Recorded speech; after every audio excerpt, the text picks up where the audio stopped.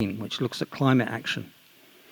But 8 of them relate to social and community aspects, like SDG 5, gender equality. Therefore, nearly 50% of the SDGs focus on people and communities. The overall function of SDGs is to establish a fairer, more equitable society living in harmony with the planet, creating an environment and social fabric which benefits future generations, not just for the privileged few now. These goals place responsibilities on both producers in developing countries, but also on global North consumers for responsible consumption. I just want to say something about the change in measures and assessment of wealth. There's been a huge paradigm shift. Gross domestic product, GDP, which is the total financial value of goods produced and services provided in one country for 1 year, was the dominant measure of free market capitalism until the mid-1990s. This focused almost exclusively on a country's income, not on how that monetary wealth was apportioned. Steve Elkington's triple bottom line model in 1994 established the idea of people, planet before profit, transforming how business performance and financial accounting should be measured by including environmental impact and social responsibility, creating a more sustainable and holistic approach. Free trade, to be fair, has provided global markets, supply chains, economies of scale, and increasing efficiency. However, businesses have achieved this at a cost to the environment by externalizing costs, exploitation of resources, paying low worker wages, creating long supply chains, and inducing volatile commodity prices, with profits benefiting distant and nameless shareholders.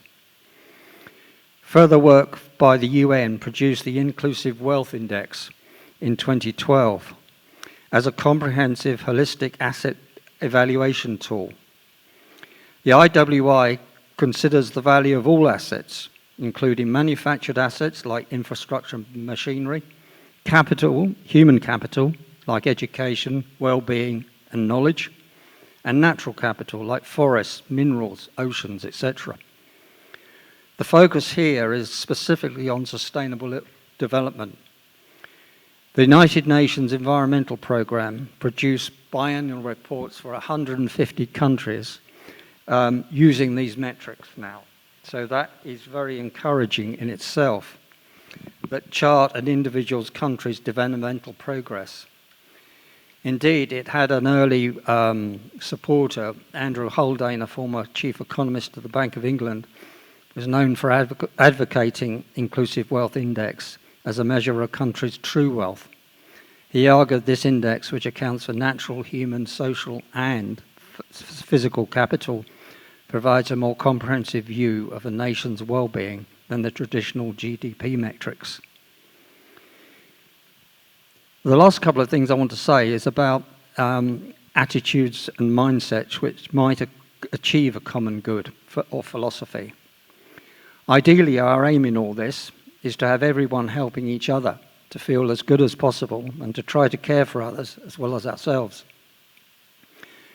We need to examine types of human behavior that may achieve a common good state. In collaboration with other social justice colleagues, I've been researching 3 realms within society that, if managed holistically, could produce conditions for the common good, where it be allowed to thrive. The 3 domains operating within society are community, governance, and the market. If the goal is to achieve the most favourable outcome, we need all 3 elements to be working well, independently and collectively.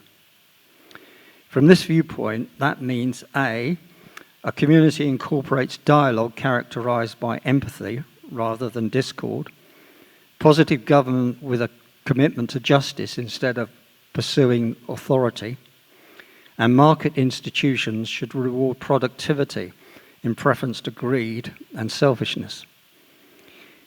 In terms of the market, this requires a full account of traceability, not just financial transactions, but reducing asymmetry of power, the externalization of costs and unintended consequences.